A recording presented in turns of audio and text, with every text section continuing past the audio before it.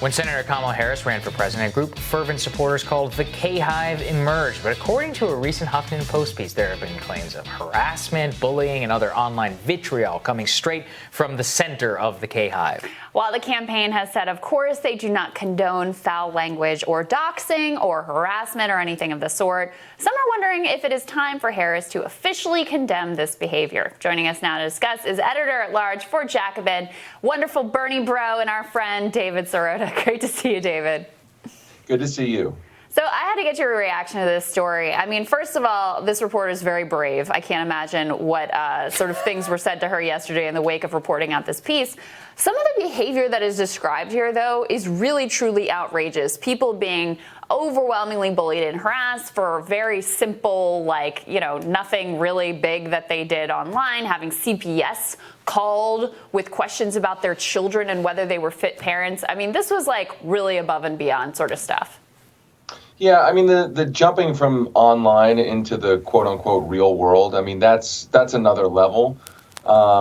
It's disturbing. But look, I mean, I've got a thick skin in the sense that I used to be on drive time radio here in Colorado. I've been, I'm somebody who's published columns and articles for years now. And the only point in saying that is that, this, in a sense, this comes with the territory. It's not to excuse it, but this is what politics, unfortunately, really is in a lot of ways. And it kind of is a reflection of the coarsening of our culture. And I also think the other part of this is that, people can treat each other in a different and more harsh way when there's a barrier of a computer screen between you and the other person. I mean, these are behaviors that typically you will not see person to person among people who may have wildly opposing political viewpoints. There's something about the screen separating people from each other that kind of engenders this kind of behavior. Yeah, no, I think you're right. I think they're really funny. It's not like everyone's like, oh, Kamala must condemn. I just think it's interesting given, I mean, you probably had to deal with this how many times, David, when you were like on the Bernie campaign, and they're like, whoa, will Bernie Sanders disavow his toxic supporters? It's like, yeah, I think a lot of people have toxic supporters online. Like, it's politics. Get over it. I mean, every candidate, I think it's fair to say every single candidate who runs, certainly for national office, has a set of supporters who will, at times, take things too far and take the rhetoric too far. That's the nature of American politics right now. And I really believe this. I don't think it was fair to try to blame Bernie Sanders for situations like that. I don't think it's fair to blame Kamala Harris for things like that if those candidates are not inciting that kind of behavior. And there's no evidence that Bernie Sanders or Kamala Harris incite that kind of behavior through their own rhetoric. Donald Trump is a different story, I think. Donald Trump, I think, at times actually is inciting, is encouraging a kind of behavior in the country and a kind of psychology in the country that is toxic. But I really don't think you can say that about any of the Democrats. Well, and the funny thing is, too, I mean, David, you were really personally held up as like the emblem of toxic online behavior. For what? For retweeting readily available, like publicly available C-SPAN clips of Joe Biden's own words. So there's also, I guess, toxicity is really in the eye of the beholder, because some things that were held up as like, oh, this is so toxic and we have to condemn it was like, no, actually, you're allowed to talk about candidates' prior records, versus what's laid out in this article is clearly outrageous and just terrible behavior from people. So talk about that piece as well, because obviously in the primary, like, you're totally right. The Bernie bro narrative was always stupid and ridiculous, and the idea that Bernie Sanders should be responsible or Kamala Harris should be responsible for every one of our supporters online is just stupid. But the only person that was weaponized against in the primary was Bernie Sanders. Yeah, and I think your point about toxicity and how we define it, the definition of, quote, toxicity is politicized unto itself.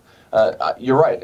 Some people said, oh, Bernie Sanders campaign, you, David Sirota, you're being incredibly toxic by tweeting out a link to a video of Joe Biden on the Senate floor saying, bragging about how he wanted to cut Social Security. I mean, that's not toxicity. That's not even negative. That's what a primary campaign is supposed to be about, where voters are choosing based on the public records of these candidates. That's not toxicity.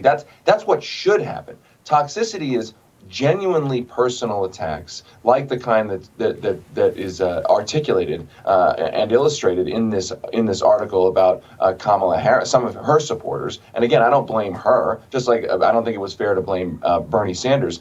But the point is that definition of what is toxic is politicized unto itself. And the takeaway is that when you start talking about things that the establishment doesn't want talked about, people's records, economic issues, issues of corporate power, all of a sudden that is typically portrayed as too toxic or too negative.